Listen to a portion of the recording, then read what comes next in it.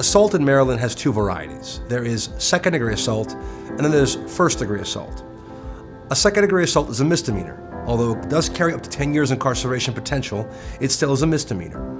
A first-degree assault is a felony that carries up to 25 years incarceration.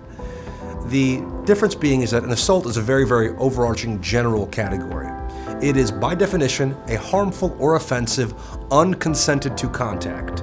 It can be something as simple as pushing somebody, slapping, of course there's the kicking, the punching, things of that nature, but it's also something smaller. Even putting somebody in fear or apprehension of an assault is considered an assault. So the first-degree assault is a second-degree assault with one of two aggravating factors.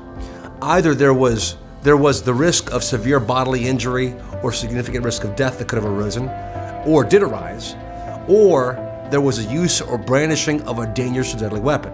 It doesn't have to be a gun, it could be a crowbar, it could be a bat, a knife, of course, we consider dangerous, deadly. Those factors can elevate a second-degree assault to a first degree. Not only is the penalty more severe, and is it from a misdemeanor to a felony, but the whole procedure is different. The charging of where it goes, it may stay in district court as opposed to circuit court.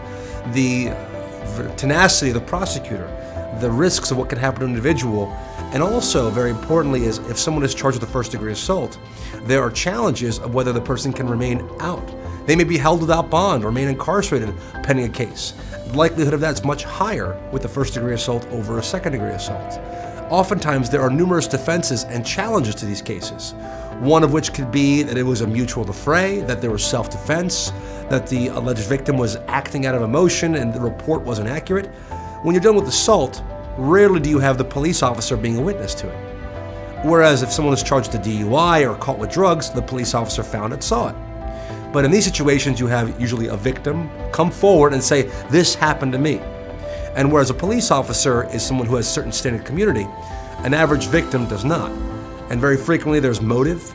There could be an intent to cause difficulty for another.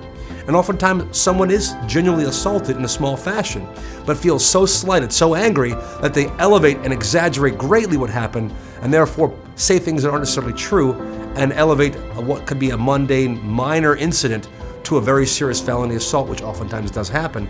And that's why it's so critical to have an individual or attorney that is familiar with the processes, procedures, burdens of proof, and the elements of the offenses to properly challenge these cases and charges to get the best result possible, including an acquittal if appropriate.